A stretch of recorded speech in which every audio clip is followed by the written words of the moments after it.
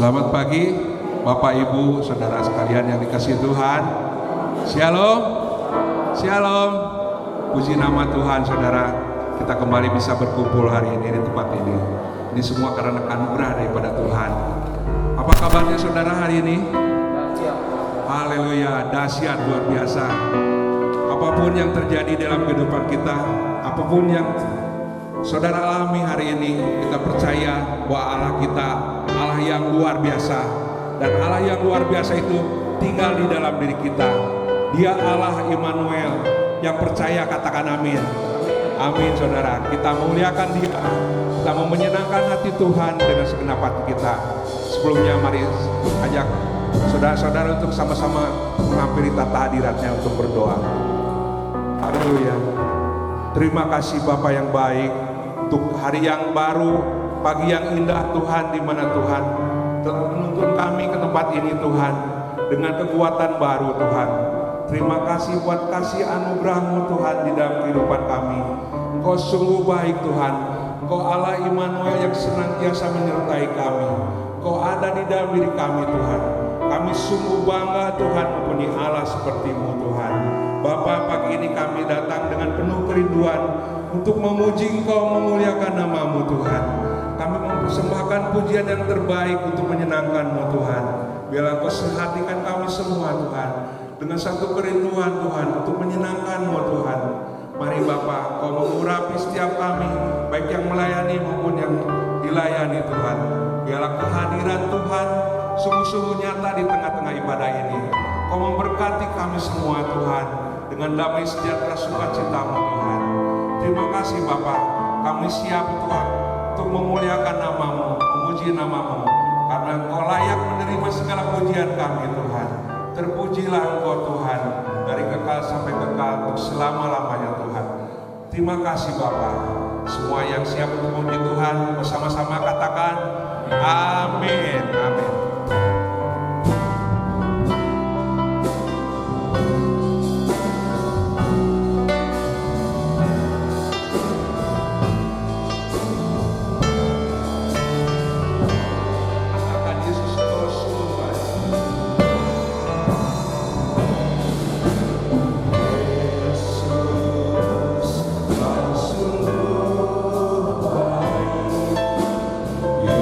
Yesus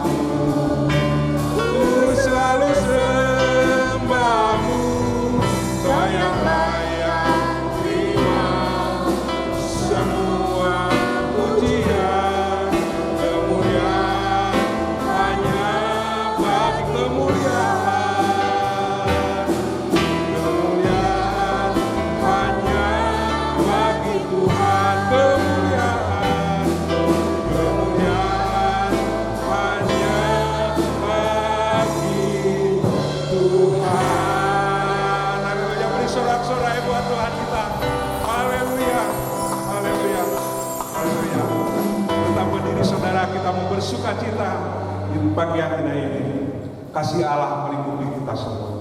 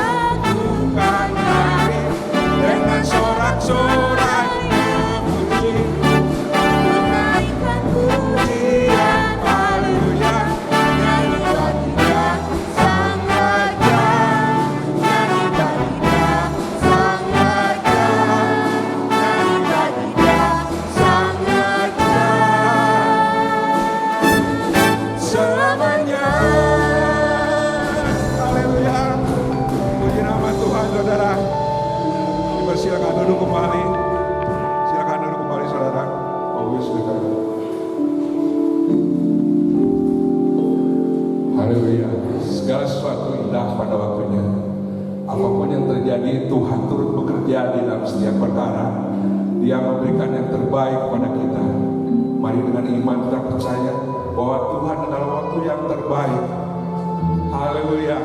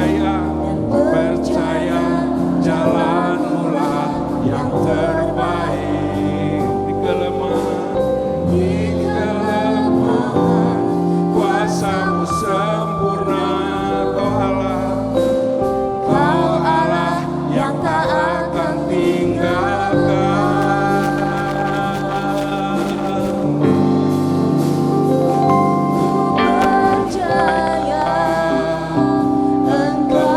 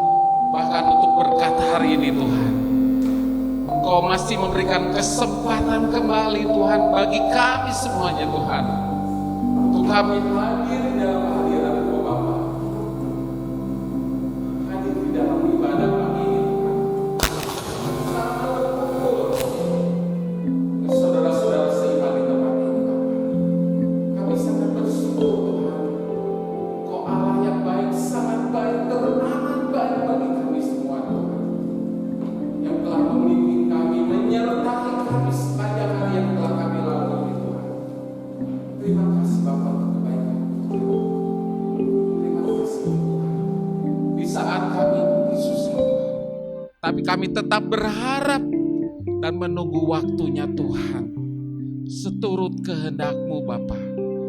Terima kasih Bapa, terima kasih Yesus. Terima kasih Roh Kudus pagi ini Tuhan. Dan biarlah pujian penjemahan dari kami Tuhan, itu menjadi dupa yang harum bagi Engkau Bapa. Bapa, kalau sebentar kami akan mau belajar kembali di dalam firman-Mu Tuhan. Kau taruh hikmat akal budi kepada hamba-Mu yang lemah ini Tuhan. Agar setiap perkataan yang saya sampaikan itu berasal daripada Engkau Bapa. Biar Engkau sembunyikan saya di belakang salib-Mu Tuhan. Dan Kau Allah yang beracara untuk menjadi berkat bagi kami semua yang hadir saat ini Bapa. Dan kami akan pulang dengan sukacita, damai sejahtera yang luar biasa daripada Engkau Bapa. Memenuhi hati pikiran kami sepanjang hari ini Tuhan. Terima kasih Bapa, tutup bungkus oleh kuasa darah-Mu ruangan ini Tuhan. Terima kasih, di dalam nama Tuhan Yesus kami telah berdoa dan mengucap syukur kepada Engkau Bapa. Amin. Selamat pagi Bapak Ibu Saudara semua, Shalom. Apa kabar hari ini? Dahsyat luar biasa ya. Hari ini saya percaya Tuhan memberkati kita semua, amin. Ya.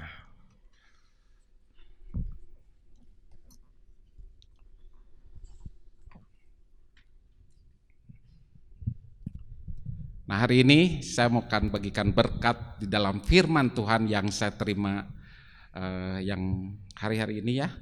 Mengenai temanya yaitu Alkitab memberi hikmat menuntun kepada keselamatan. Sekali lagi, Alkitab memberi hikmat menuntun kepada keselamatan.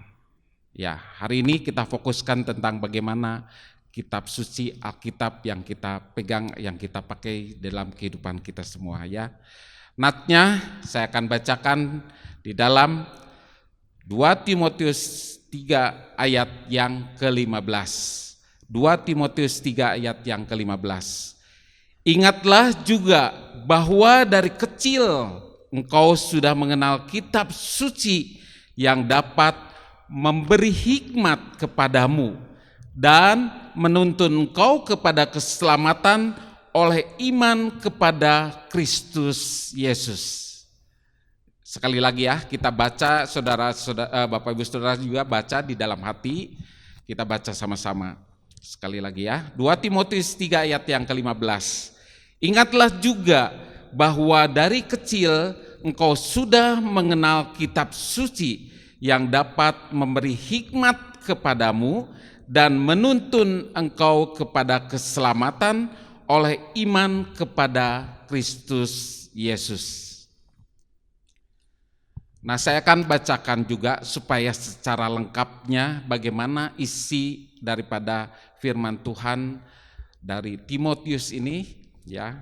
Dari 2 Timotius 3 ayat 10 ya, bukan 9, itu 10 sampai yang ke-17. 2 Timotius 3 ayat 10 sampai 17. Tetapi engkau telah mengikuti ajaranku, cara hidupku, pendirianku, imanku, kesabaranku, kasihku, dan ketekunanku. Engkau telah ikut menderita penganiayaan dan sengsara seperti yang telah kuderita di Antiokhia dan Ikonium dan Listra. Semua penganiayaan itu kuderita dan Tuhan telah melepaskan aku daripadanya. Memang setiap orang yang mau hidup beribadah di dalam Kristus Yesus akan menderita aniaya. Sedangkan orang jahat dan penipu akan bertambah jahat. Mereka menyesatkan dan disesatkan. Tetapi hendaklah engkau tetap berpegang pada kebenaran yang telah engkau terima dan engkau yakini, dengan selalu mengingat orang yang telah mengajarkannya kepadamu. Ingatlah juga bahwa dari kecil engkau sudah mengenal kitab suci yang dapat memberi hikmat kepadamu dan menuntun engkau kepada keselamatan oleh iman kepada Kristus Yesus. Segala tulisan yang diilhamkan Allah memang bermanfaat untuk mengajar, untuk menyatakan kesalahan, untuk memperbaiki kelakuan, dan untuk mendidik orang dalam kebenaran. Dengan demikian, tiap-tiap manusia kepunyaan Allah diperlengkapi untuk setiap perbuatan baik. Amin. Ya, hari-hari ini saya mau menyampaikan firman Tuhan yang begitu banyak pembahasannya, tetapi biarlah ini dapat diselesaikan sekarang ya. Di dalam 2 Timotius ini ditulis oleh Rasul Paulus dalam ilham Roh Kudus untuk Timotius, anak rohaninya ya. Itu terambil dari 2 Timotius 1 ayat yang kedua. Nanti Bapak Ibu Saudara boleh baca, ini penting sekali hari-hari ini. Bahkan kalau Bapak Ibu Saudara baca lengkap sampai 2 Timotius 3 ayat pertama sampai yang ke-17 ini, itu memungkinkan kita mau belajar. Hari-hari ini kita bisa hadapi bersama-sama dengan Tuhan. Telah diberikan tanggung jawab untuk mengembalakan jemaat Tuhan, memuridkan orang lain, dan dalam melakukan itu akan mengalami penderitaan seperti Rasul Paulus. Itu ada satu penderitaannya.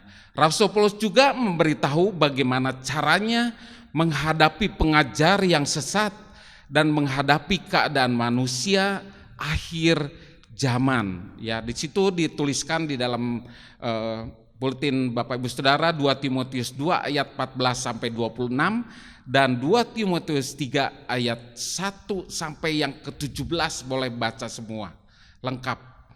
Ya, nanti Bapak Ibu Saudara boleh baca dan di sana meneliti bagaimana susah payahnya ya mengabarkan Injil. Bahkan Rasul Paulus menerangkan saat itu bahkan ada tantangan-tantangan yang dia hadapi, tapi tetap Rasul Paulus ini memberitahukan kepada anak rohaninya harus tetap tinggal di dalam Allah, tetap di dalam firman-Nya, tetap teguh beriman kepada Yesus Kristus.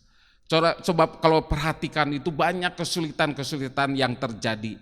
Bahkan kalau saya perhatikan di dalam 2 Timotius 3, saya sedikit saja mengulas 2 Timotius 3 ayat yang pertama itu ya. Di sana perikopnya dikatakan keadaan manusia pada akhir zaman. Dan di sana dikatakan, ketahuilah bahwa pada hari-hari terakhir akan datang masa yang sukar. Itu yang dijelaskan Rasul Paulus saat itu. Bahkan saya mencatat di sini yang paling ini ya, harus kita jaga di sini. Manusia akan mencintai dirinya sendiri, menjadi hamba uang. Mereka membual menyombongkan diri. Mereka akan menjadi pemfitnah. Mereka akan berontak terhadap orang tua dan tidak tahu berterima kasih. Satu penting sekali ini saya garis bawahi, tidak mempedulikan agama. Bayangkan ini di akhir-akhir zaman sekarang. Kemarin ini saya ngobrol dengan satu teman, hanya ngobrol tentang internet saja. Ya, tentang internet, bagaimana pengembangan firman Tuhan ini sudah diaplikasikan kepada HP ya, udah kepada HP ini. Bukan kepada Alkitab yang seperti yang dulu kita pakai, tidak. HP. Nah, kalau anak-anak muda sekarang jarang untuk membuka HP, bahkan sekarang yang dibuka apa? TikTokan atau permainan atau apapun, mungkin perjudian dan lain sebagainya. Firman Tuhan itu mulai diabaikan, hanya sekilas, kalaupun ada masukan dari WA, ada firman Tuhan sedikit itu yang dibaca, itu pun sekilas. Dan itu mengkhawatirkan sekali untuk sekarang-sekarang ini. Ya makanya ini dengan Rasul Paulus ini kepada anak rohaninya menegaskan, tantangan ini makin banyak di akhir zaman ini ya. Terutama bagi kita semua. Mari hari ini kita akan mempelajari hanya 2 Timotius 3 ayat 10 sampai 17 saja. Ya, menurut Rasul Paulus, Timotius murid Kristus yang sejati, yang telah mengikuti ajaranku, cara hidupku, pendirianku, imanku, kesabaranku, kekasihku dan ketekunanku. Engkau telah ikut menderita penganiayaan dan sengsara di beberapa tempat. Ya, itu Rasul Paulus sendiri telah mengikuti teladan daripada Kristus. Dia sampaikan kembali dia mengajarkan kembali kepada anak rohaninya ya. Ini penting sekali, perhatikan Bapak Ibu Saudara. Ini adalah hubungan Bapak dengan anak begitu luar biasa. Tapi tidak terikat darah. Ya, tidak terikat darah, yaitu Bapa rohani kepada Timotius ini. Dan Tuhan telah melepaskan penganiayaan. Jadi jika kesulitan-kesulitan besar datang lagi, tidak usah terkejut, tetap berpegang pada kebenaran. Itu yang disampaikan Rasul Paulus kepada anak rohaninya ya. Sementara keadaan manusia yang tidak percaya akan bertambah jahat. Betul apa betul ya? Hari-hari ini kalau kita perhatikan, orang yang jahat semakin jahat. Ya, memperhatikan apalagi sekarang dunia perfilman yang makin bebas. Ya, unjuk rasa di mana-mana itu karena mencontoh dari film, dari tempat-tempat lain. Atau kejahatan pun timbul karena ada percontohan dari perfilman, dari media sosial, ya, dari berita-berita yang ada juga. Itu menjadi percontohan dari zaman sekarang ini. Dunia ini makin jahat, bukan makin baik.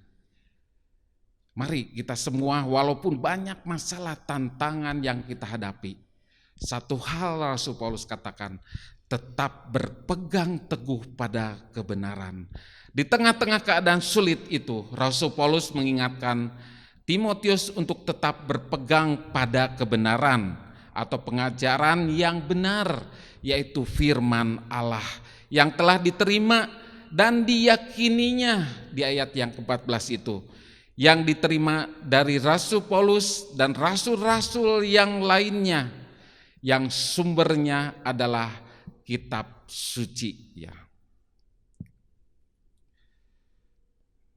Sebentar.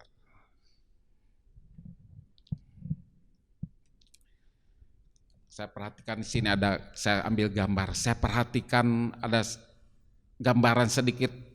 Wah, zaman dulu itu Timotius ini diajarkan ya. Bahkan dia menekuni firman Tuhan yang begitu terus sampai dia tekuni. Dan dia bisa sama dengan gurunya ya. Bahkan Timotius telah mengenal kitab suci sejak dari kecil. Dari siapa? Dari nenek dan ibunya. Dari ibunya. Di sini dikatakan di dalam 2 Timotius 1 ayat 5, sebab aku teringat akan imanmu yang tulus ikhlas, yaitu iman yang pertama-tama hidup di dalam nenekmu Lois dan di dalam ibumu Eukeneke, yang aku yakin hidup juga di dalam dirimu. Bapak Ibu Saudara perhatikan, ini adalah satu teladan untuk anak, untuk cucu kita semua.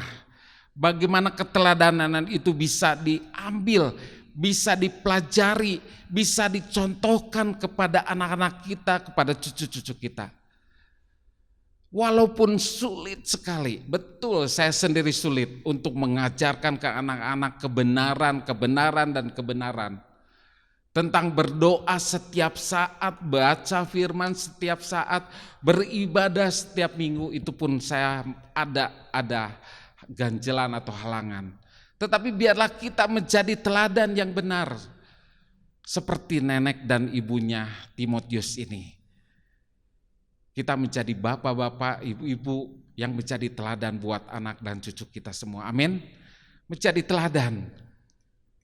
Sekarang kita sebagai orang-orang percaya tidak cukup hanya mempelajari apa yang benar dan baik sepintas atau sekali-kali, tetapi kita harus belajar terus-menerus dengan tekun. Jadi kalau di sini ada yang grupnya Aba, Bethesda, ayo baca Alkitab ya, setiap hari baca 2 pasal. Bukan seperti baca novel atau baca berita. Teng-teng gitu, udah pasal, teng-teng 2 pasal beres, udah. Itu mah akan selesai cuman 5 menit saja udah beres. Atau 10 menit mungkin yang panjang. Beres, sudah selesai laporan gitu ya. Itu membuat apa? Tidak ada apa-apanya. Coba mulai kita membaca dengan supaya yang bermakna, yang akan hidup, yang akan timbul di dalam hati, makanya nanti kita akan belajar ya. Yang terus-menerus dengan tekun. Jadi apa yang diajarkan itu tadi apa sih yang dibacakan? Memang saya kadang-kadang tidak ada yang mengerti, terus langsung mengerti, saya juga sama. Waktu saya membaca 1 pasal, ini apa sih tujuannya? Saya pelajari lagi, coba sekali lagi, baca lagi, masih belum ngerti. Udah, taruh dulu gitu. Nanti saya baca lagi, berulang-ulang, nanti tahu itu, nanti Tuhan kasih tahu dengan hikmat yang daripada Tuhan ya. Dengan demikian, maka kita akan benar-benar murid Kristus. Mungkin ada pertanyaan, kok ada hubungannya apa gitu ya? Di dalam Yohanes 8 ya. Yohanes 8 ayat yang ke-31 dikatakan di sini, maka katanya kepada orang-orang Yahudi yang percaya kepadanya, yang percaya kepadanya, kepada Yesus Kristus, Jikalau kamu tetap dalam firman-Ku, dikatakan di sana. Tetap di dalam firman-Ku, tidak lepas. Kamu benar-benar adalah murid-Ku. Jelas kan? Kalau kita benar-benar tekun di dalam firman, itu adalah murid Kristus. Yang seperti Rasul Paulus dengan Timotius, nanti diajar semua pendiriannya, perasaannya, bahkan mungkin tingkah lakunya, ucapannya sama semua. Sama semua. Dan satu lagi di sini dikatakan hasilnya kita akan tidak diombang-ambingkan oleh rupa-rupa angin pengajaran, oleh permainan palsu manusia. Itulah keuntungannya. Di dalam mana tadi dikatakan Efesus 4 ayat 14. Sehingga kita bukan lagi anak-anak yang diombang-ambingkan oleh rupa-rupa angin pengajaran, oleh permainan palsu manusia dalam kelicikan mereka yang menyesatkan. Mungkin Pak ditanya, kapan saya menerima pengajaran-pengajaran sesat? Ya kembali lagi, sekarang hari-hari ini medsos, media sosial ini begitu maraknya. Melalui mungkin khotbah juga, mungkin melalui berita-berita juga.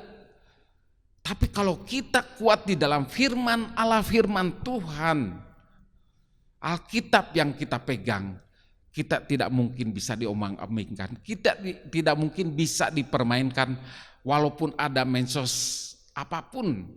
Saya sering nerima itu, saya sering. Enggak jauh-jauh dengan saudara saya sering berdebat. Yuk tadi saya dengar begini firman Tuhan begini. Itu yang aneh-aneh yang tidak ada patokannya kepada firman Tuhan. Dan saya tidak mau berdebat. Saya tidak mau berdebat. Nanti sama-sama bodoh itu namanya. Sudah aja.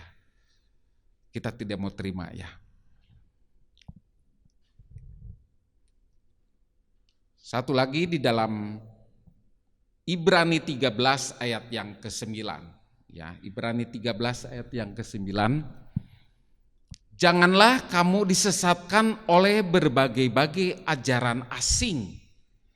Sebab yang baik ialah bahwa hati kamu diperkuat dengan kasih karunia dan bukan dengan pelbagai makanan yang tidak memberi faedah kepada mereka yang menuruti aturan-aturan makanan macam itu.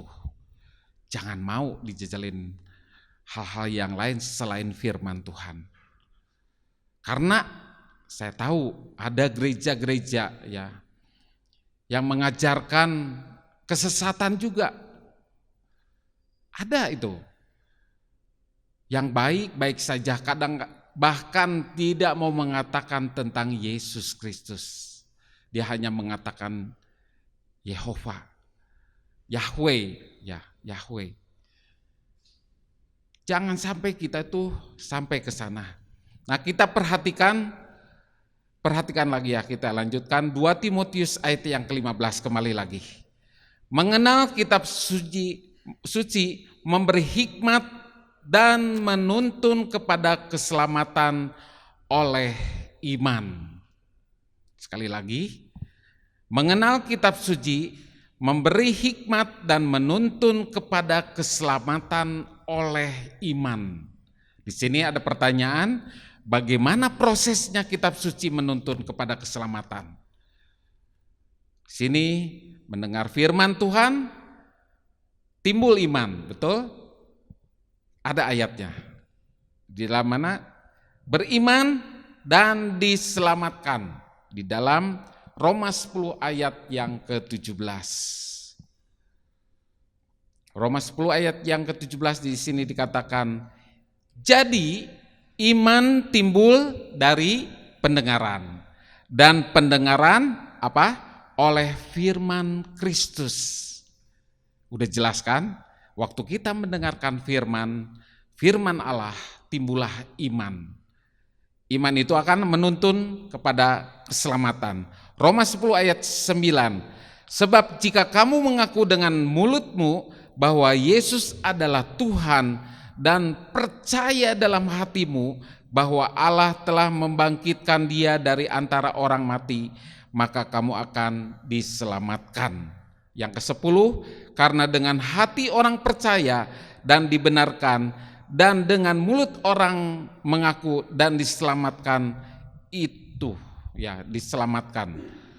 Sekali lagi, sebab jika kamu mengaku dengan mulutmu bahwa Yesus adalah Tuhan dan percaya dalam hatimu bahwa Allah telah membangkitkan Dia dari antara orang mati, maka kamu akan diselamatkan. Itu saja yang tadi waktu baca firman timbullah iman. Iman di dalam pendengaran firman Tuhan. Nah, terus selanjutnya di sini percaya dengan iman bahwa Yesus Kristus telah mati dan dibangkitkan pada hari yang ketiga. Itu jelas kan? Di sini dikatakan Allah membangkitkan Dia dari antara orang mati, maka kamu akan diselamatkan karena kepercayaan iman itu.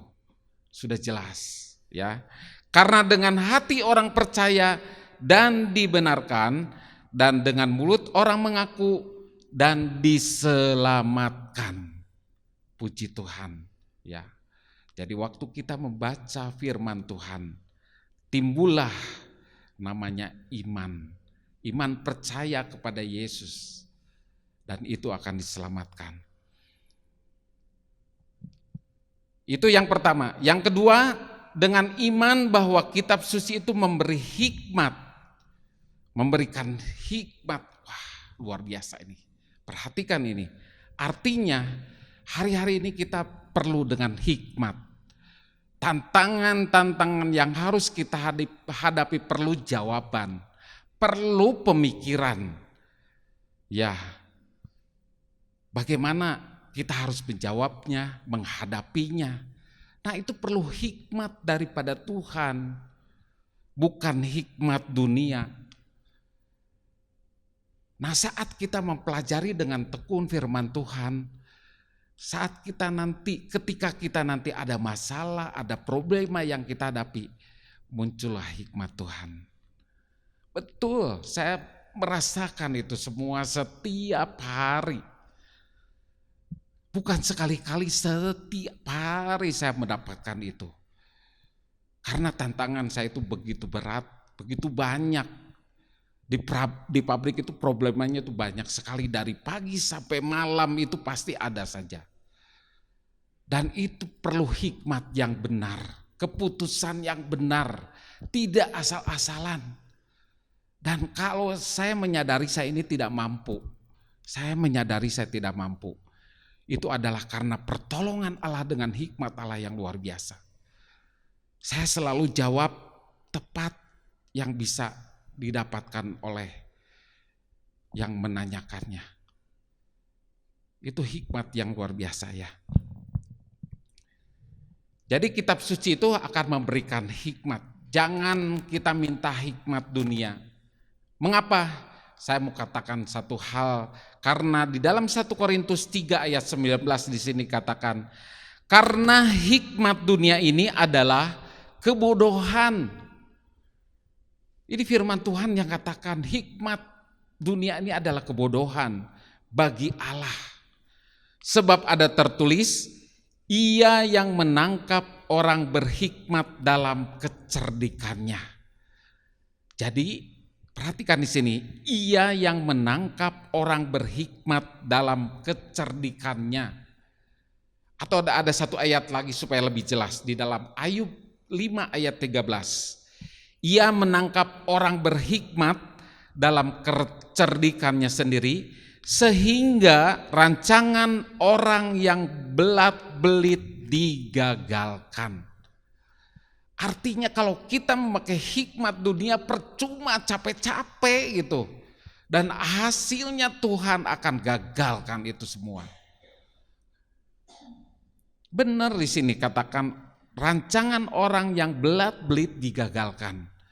Ngapain kita capek-capek sudah berusaha keras dengan pakai hikmat dunia yang tidak benar? Tuhan akhirnya akan gagalkan itu semua. Akan gagalkan semua. Jadi mendingan pakai hikmat yang daripada Tuhan. Jadi kita perhatikan di sini hikmat manusia ini tidak ada artinya. Betapa hikmat manusia itu adalah kebodohan tadi dikatakan bagi Allah. Mendingan pakai hikmat Tuhan lebih enak, lebih nyaman. Hasilnya pun saya dapat sukacita, damai sejahtera. Saya bukan berarti, wah serba bisa, bukan. Tapi saya bisa ini karena hikmat Tuhan, saya katakan. Saya tidak ada apa-apanya, saya tidak bisa. Waktu saya diangkat menjadi jabatan tertinggi di kantor, saya harus membawahi beberapa manajer. Ada akunting, ada marketing, ada personalia, ada produksi. Minimal 4 manajer dan ditambah 1 manajer MR. Ya. Nah itu yang saya harus hadapi, bagaimana akunting. Saya kan bukan lulusan akunting, saya malah lulusan STM elektro. Bagaimana saya mengenal akunting? Saya harus menghadapi orang marketing dengan sales-salesnya, mempelajari bagaimana cara menjual barang, bagaimana memperjualkan barang-barang supaya laku. Saya bukan orang marketing, saya orang elektro. Saya harus menghadapi orang personalia dengan banyak hukum-hukum, aturan-aturan di snaker. Saya pun tidak mampu, tidak bisa. Tetapi karena Allah saya luar biasa, Allah yang memberikan hikmat kepada saya, itu yang luar biasa. Jadi setiap rapat apapun, rapat dengan divisi marketing, dengan divisi akunting, itu mengalir hikmat daripada Tuhan bagi saya. Dan saya pun tidak mengerti Tuhan, saya tidak mengerti itu terjadi. Karena hikmat Allah itu luar biasa. Betul, Bapak Ibu Saudara boleh pakai hikmat Allah yang luar biasa itu. Dan bisa menghadapi dengan sukacita dan damai sejahtera. Tapi kalau pakai hikmat duniawi, saya percaya tidak akan bisa tidur tenang. Saya percaya tidak bisa enak dalam hidupnya. Pasti gelisah. Biarlah kita pakai hikmat daripada Tuhan ya. Siapa yang minta hikmat saat itu yang besar? Siapa?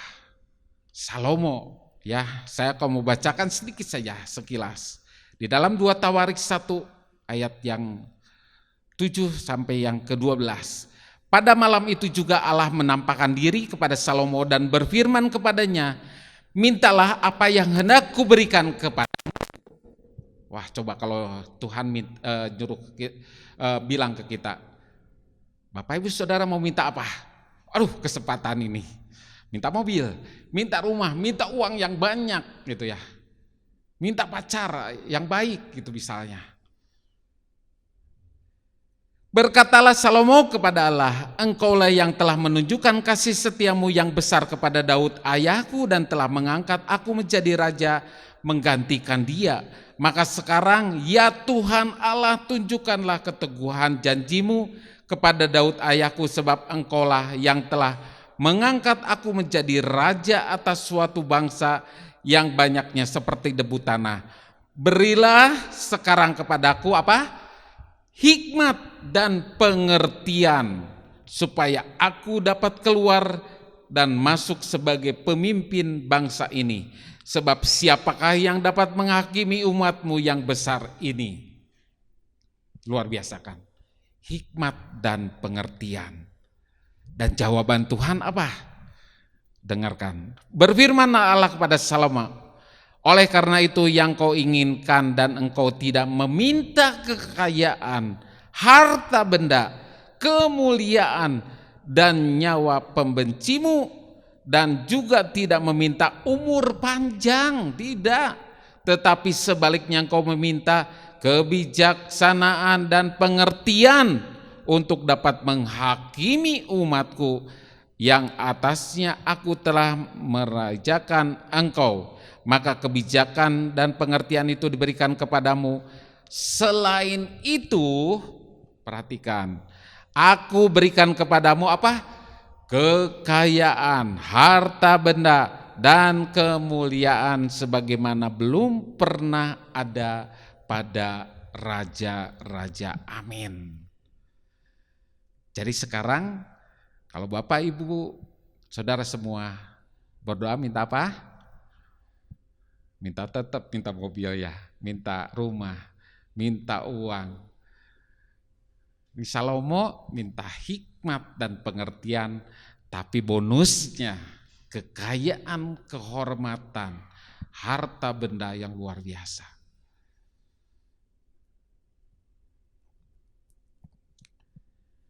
Di dalam satu lagi ayat di sini dikatakan Yakobus 3 ayat yang ke-17. Tetapi hikmat yang dari atas adalah pertama-tama murni, tidak bisa direkayasa, tidak bisa diintervensi sampai selanjutnya apa di sini dikatakan pendamai. Jadi Bapak Ibu Saudara perhatikan, kalau ada orang yang sedang berbicara, apalagi sedang berdebat, kalau itu menjadi kekacauan, kalau itu menjadi perselisihan, Bapak Ibu Saudara bisa menilai, itu hikmat siapa? Hikmat dunia. Tetapi kalau di sana dikatakan pendamai, hikmatnya keluar dari Allah, timbul ada rasa apa? Mengampuni, tidak terjadi perselisihan, saat itu langsung saling meminta maaf, saling berdamai, itu adalah hikmat Allah. Perhatikan ya, di sini peramah bukan pemarah. Kalau pemarah hikmat siapa? Peramah loh ini. Di rumah kalau misalnya ribut, bukannya peramah tetapi pemarah, itu hikmat siapa? Hikmatnya dunia. Penurut, bukan keras kepala. Kalau keras kepala hikmat siapa? Hikmat dunia. Penuh belas kasihan. Penuh belas kasihan, saya pikir-pikir penuh belas kasihan. Waduh, itu mengasihi orang, memberi yang terbaik kepada orang, memperhatikan kepada orang lain, mengasihi orang lain itu wah luar biasa. Betul, kadang-kadang di sini ada yang di sini tidak ada, maaf, di sini tidak ada. Wah, di sana itu ada orang yang sudah kaya, udah pelit, pedit, pahit lagi gitu. Saya merhatiin dari tingkah lakunya, saya perhatiin gini. Dia lagi motong mangga. Kalau kita kan saya pengen cepet, kulit buka aja cepet gitu ya. Ya udah tebal-tebal gitu. Dia sampai tipis sekulit bawang gitu istilahnya. Kalau bisa sekulit bawang yang dibuang. Pelit bener gitu istilahnya. Belas kasihan dan buah-buah yang baik, tidak memihak dan tidak munafik. Ayo kita pakai hikmat Tuhan, rubah semua, rubah. Jadi pendamai, jadi peramah, penurut, penuh belas kasihan, dan buah-buah yang baik. Ya. Dan melalui di ayat 15 ini juga Rasul Paulus mengingatkan Timotius, jangan sampai terpengaruh oleh ajaran-ajaran sesat, pengajaran-pengajaran yang hanya menyenangkan telinga saja. Ya. Jadi kadang-kadang ada yang bawakan firman atau misalnya ada yang membawa khotbah hanya yang enaknya saja. Kadang gitu misalnya, wah ini tentang pengampunan, bukan buat saya lewat. Perpuluhan bukan buat saya, yang enaknya saja. Tuhan itu baik, sangat baik, teramat baik, nah itu buat saya. Tuhan memberikan kesembuhan, oh itu buat saya. Itu yang enak-enak saja. Jangan mau ya. Dan membuat ia goyah. Padahal ia sudah mengenal kitab suci sejak dari kecil. Saya percaya di sini mungkin ada Bapak Ibu Saudara tidak sejak dari kecil. Saya sendiri memang walaupun dari kecil masuk ke gereja, ya sudah beribadah, tetapi saya mengenal Injil itu sudah besar. Sudah besar, walaupun diajarin dari kecil, ya dari zaman Tante Yani, sebelumnya juga gitu ya misalnya. Diajarin, tapi belum nempel, belum neplok gitu. Tak tahu sih ada, tahu. Belum nempel. Sudah besar saya baru mengenal. Dan kitab suci yang sudah dikenal oleh Timotius sejak dari kecil memiliki banyak kegunaan untuk berbagai tujuan dan maksud yang berbeda, ya. Kalau kita pelajari di dalam ayat yang ke-16-nya di sini dikatakan, segala tulisan yang diilhamkan Allah memang bermanfaat untuk mengajar, untuk menyatakan kesalahan, untuk memperbaiki kelakuan, dan untuk mendidik orang dalam kebenaran. Ya, bermanfaat untuk mengajar, untuk menyatakan kesalahan. Luar biasa kan? Memperbaiki semua kekeliruan, baik dengan memberi nasihat maupun dengan bertindak, serta untuk mendidik orang dalam kebenaran. Saya jadi teringat gini, setiap perusahaan biasanya ada satu namanya pendidikan atau pengajaran tentang karakter, ya. Dan itu dilaksanakan atau dipakai di perusahaan itu, diajarkan, ada yang sendiri, ada yang panggil orang lain. Yang terkenal itu Dale Carnegie itu ya. Dia membimbing orang supaya karakternya baik, tapi dengan hikmat dunia. Walaupun nyerepet-nyerepet, ada hikmat Tuhannya juga. Dan itu biayanya mahal sekali, per orang bisa sampai jutaan. Mungkin 4-5 juta per orang, itu ikut seminarnya saja. Belum pelatihannya. Dan itu memakan waktu yang lama. Dan jadi enggak orang itu dibentuk? Belum tentu. Belum tentu. Saya di sana kadang-kadang mengirim 5 orang untuk ikut Dale Carnegie. Ikut pemahaman tentang karakter. Dilatih, dibina, diajarkan. Memang ada hasilnya, tapi tidak juga semua. Kita semua dikasih gratis, tidak usah bayar.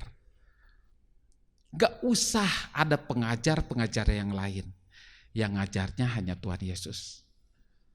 Gratis, ini gratis, tapi aneh, saya suka aneh ya. Ada orang yang gratis kadang-kadang gak mau itu. Kenapa gitu? Yang mau bayar di sini, yang susah-susah mau dia korbankan. Tapi di sini yang gratis ini susah, gak mau gitu. Kita baca Alkitab, di Alkitab itu semua ada tentang cinta, tentang keuangan, tentang apalagi tentang suami istri. Apapun ada semua. Itu Alkitab luar biasa yang akan memberikan hikmat. Ya, tapi kadang-kadang tadi kalau waktu baca Alkitab, oh ini bukan bagian saya. Ini bukan bagian saya. Sampai-sampai suami istri memperhatikan di sini harus memperhatikan istri. Istri harus memperhatikan suami. Sekarang zaman sekarang coba perhatikan. Bukannya mijit suami, bukan mijitnya istri, tapi yang dipijit handphone sekarang ini gitu ya. Udah lupa gitu. Bukannya memperhatikan suami, bukan memperhatikan istri, memperhatikan HP. Ya. Di sini bermanfaat untuk mengajar luar biasa, ya. Jadi Alkitab juga merupakan peraturan iman yang saya tadi katakan sudah tadi belajar. Kenapa? Itu akan timbul iman dari pendengaran, dari pelajaran yang kita dapatkan dari firman Tuhan, itu akan timbul iman. Dan perbuatan yang sempurna karena itu adalah diilhamkan oleh Allah buat kita semua. Dan dirancang bagi orang-orang kepunyaan Allah, para pelayan Tuhan dan juga orang-orang Kristen yang mengabdikan diri kepada Allah.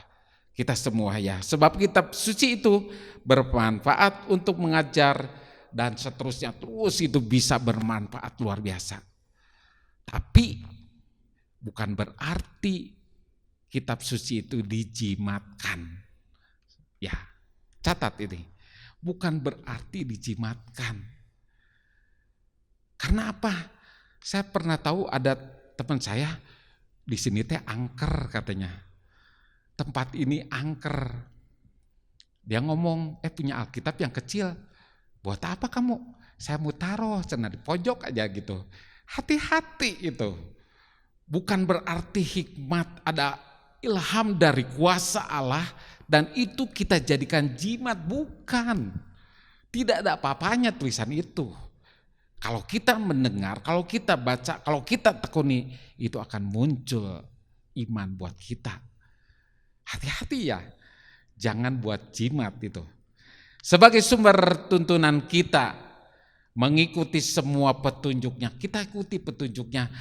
Jadi saya mau katakan begini, Bapak Ibu Saudara mungkin sadar bahwa itu adalah firman daripada Allah. Kita baca hanya untuk sendiri saja. Hanya untuk di pikiran kita saja. Tidak pernah melakukannya. Di sini mengikuti petunjuknya, saya tambahkan, dan melakukannya. Maka kita akan bertumbuh menjadi manusia kepunyaan Allah. Sempurna dan diperlengkapi untuk setiap perbuatan baik.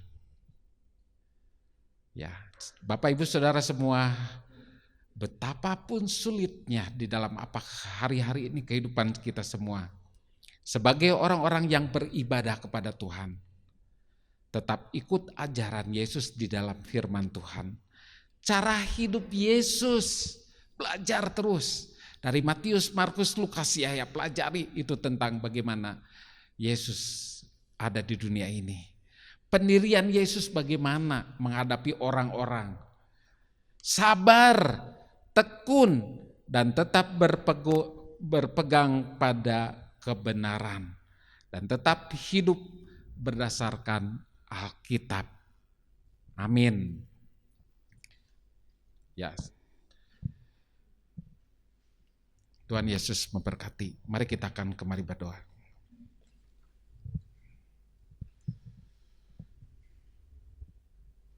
Bapak, terima kasih untuk berkat pagi ini Tuhan. Berkat firman-Mu yang telah kami terima Tuhan.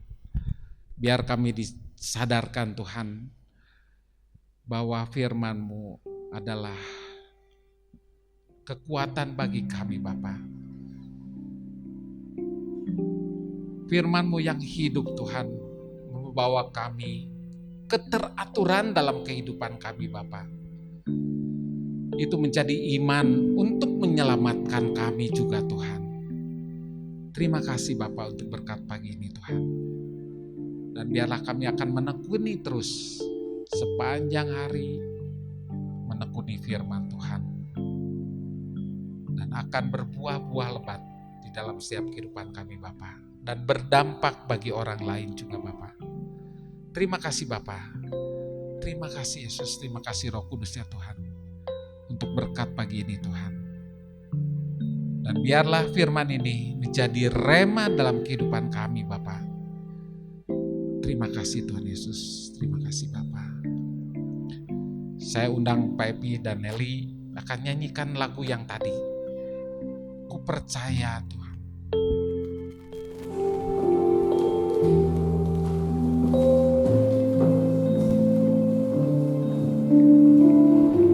Refnya saja, ku percaya aku bekerja.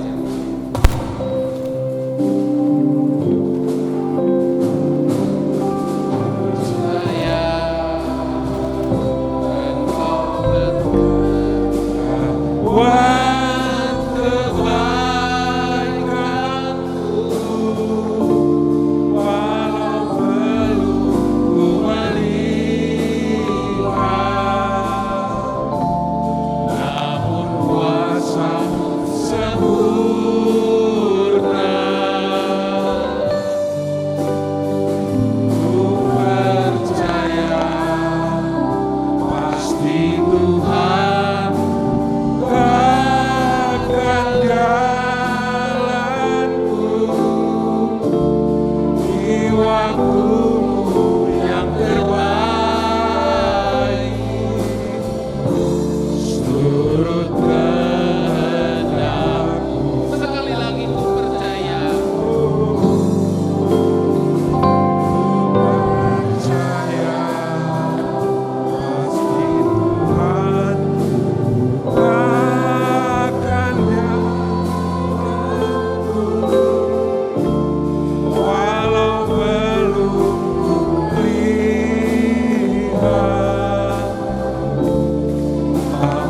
kuasa-Mu sempurna.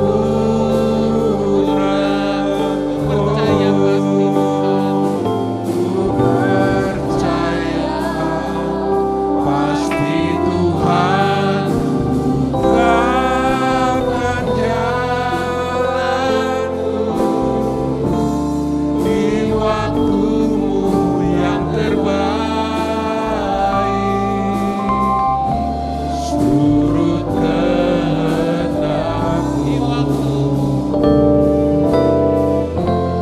di waktu-Mu yang terbaik, di waktu-Mu yang terbaik, di waktu-Mu yang terbaik. Turut kehendak-Mu. Kami menunggu waktu yang terbaik daripada Tuhan, dan kami mau bersabar akan kebaikan Tuhan yang terbaik bagi kami Bapa. Di dalam nama Tuhan Yesus kami telah berdoa dan mengucap syukur. Amin. Saya serahkan kepada Bapak Gembala. Kembali kita bersyukur buat anugerah yang Tuhan limpahkan kepada kita pagi ini. Kita bisa bersama-sama kembali beribadah kepada Tuhan. Kita tetap berdoa, kita berada di zaman akhir yang penuh dengan kegelapan, supaya Tuhan tetap menyertai kita, memelihara kita, mengatasi semua masalah yang kita hadapi. Saudara-saudara, saya sedikit akan mengupas sedikit ya. Di sekolah Alkitab tingkat yang pertama ada satu pelajaran yang indah. Penginjilan pribadi. Penginjilan pribadi, jadi pribadi dengan pribadi. Jadi kalau satu hari saudara sebagai orang Kristen ada orang datang kepada saudara menanyakan sesuatu, nah saudara akan memberitakan firman Tuhan secara pribadi, itu penginjilan pribadi. Dan modalnya itu mengetahui firman Allah. Waktu saya di sekolah teologi, saya melihat adik-adik kelas saya mempelajari penginjilan pribadi ini, buat catatan di kertas. Lalu kada waktu kosong jalan-jalan, ngapalkan ayatnya begini, ngomong sendiri gitu, ngapalkan begitu. Bukan seperti itu, perlu hafal. Tapi kalau tidak pernah mengubahkan batin kita ini, ya untuk apa hafal? Nanti mereka tanya yang itu kita nggak mampu. Jadi yang saya pelajari, saya sejak sekolah teologi dipanggil oleh Tuhan melalui pekerjaan Tuhan mendalami. Yang paling penting itu disimpan kebenaran firman Tuhan di dalam hati. Di sini bertumbuh berbuah-buah. Tidak usah pakai mulut ngapalkan ayat. Semua sudah ada di sini dan terus itu kemudian bekerja. Kalau misalnya menginjili orang ini kebutuhannya seperti ini, ayat ini. Jadi kemana-mana saya membimbing orang, kalau ada orang bertanya tidak bawa Alkitab lalu buka dulu Alkitab baca begitu, itu susah ya. Jadi kalau misalnya sudah simpan di sini luar biasa. Yang pertama kita diubah oleh Tuhan, yang kedua kita bisa membagikan berkat kepada orang lain ya. Tapi firman Allah harus diterima dengan iman, disimpan di dalam hati, mengubahkan kehidupan kita, lalu kemudian kita bisa menjadi berkat. Bisa menjadi berkat. Boleh menghafalkan nggak apa-apa ya, tapi yang paling penting itu berkarya dulu di dalam batin kita sehingga firman Tuhan itu hidup. Ya. Firman Tuhan mengatakan, kirimlah perjanjianmu. Kita nyanyikan kur ini ya, kuasa perkataanmu ya. Saya undang bangkit berdiri.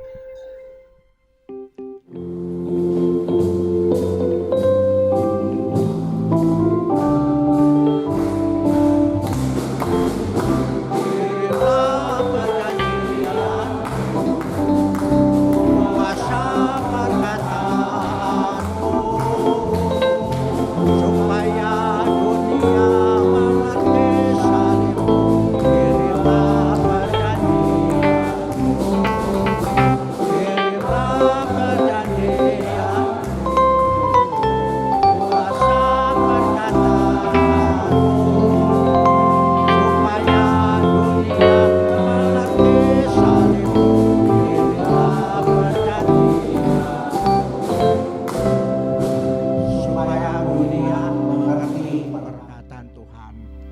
kirimlah perjanjian itu.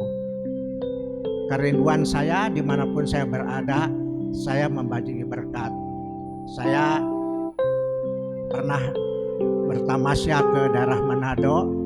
Nah, waktu istirahat, ibu-ibu dan bapak-bapak yang sudah di atas 50 tahun, di atas 60 tahun, mereka berkata, Pak Yohanes, kita pengen kumpul dengan Pak Yohanes, boleh enggak? Boleh. Itu yang paling saya sukai, mereka bertanya dan kemudian saya menjelaskan kepada mereka. Dan bagaimana bisa menjelaskan kalau hidup kita tidak diisi dengan kebenaran firman Tuhan. Dan Tuhan memberkati luar biasa. Sampai masa tua ini kemanapun saya pergi, saya berbuat seperti itu. Di Tegalega ada satu bapak bekas bupati, mula-mula ketemu dengan saya ekstrim, tapi saya perlahan-lahan sekarang mulai menanyakan kebenaran firman Tuhan, menanyakan apa yang terjadi di Yerusalem ini itu benar gak? Saya jelaskan seperti apa yang ada di dalam firman Tuhan. Amin saudara, ya kita berdoa.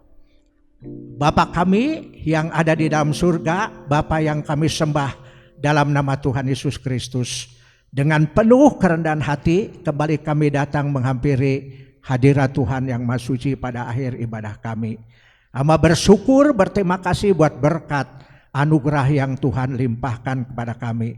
Tuhan sudah memimpin ibadah kami dari awal, pertengahan sampai akhirnya dengan tidak kurang suatu apapun. Berkati ya Tuhan, sempurnakan semua apa yang sudah kami lakukan supaya semuanya bisa mendatangkan kemuliaan, kebesaran bagi nama Tuhan. Berkati setiap anak-anak-Mu yang sudah mengambil bagian dalam pelayanan pekerjaan Tuhan dan hamba-Mu yang sudah menyampaikan berita firman Tuhan. Berkati supaya mereka tetap bisa menjadi berkat kemuliaan bagi nama Tuhan.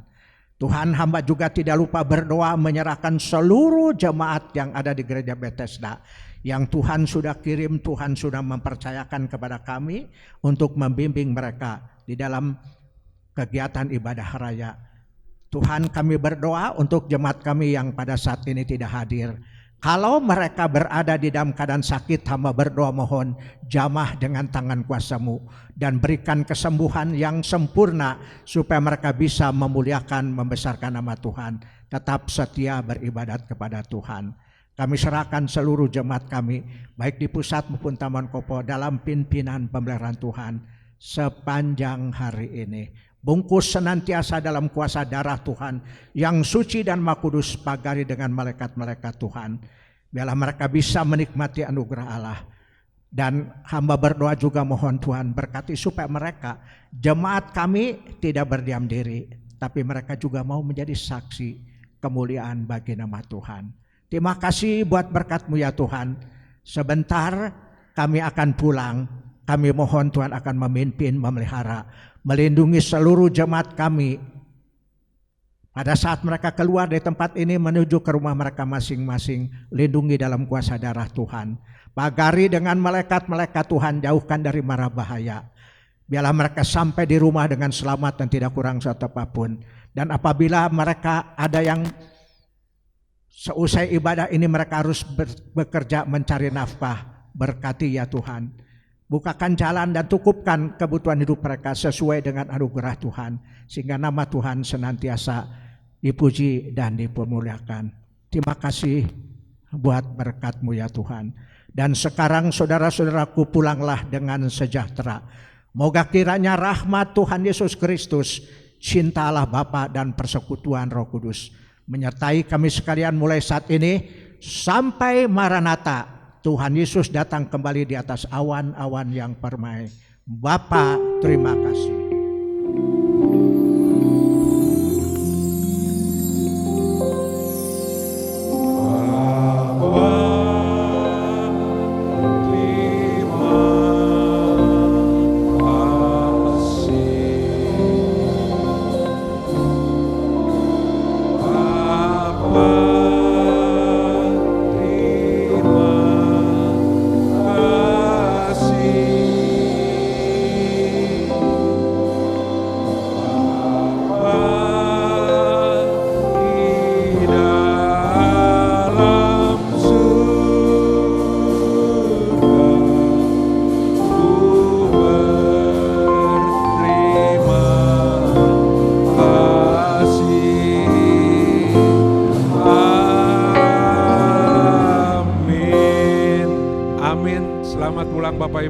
Tuhan Yesus memberkati.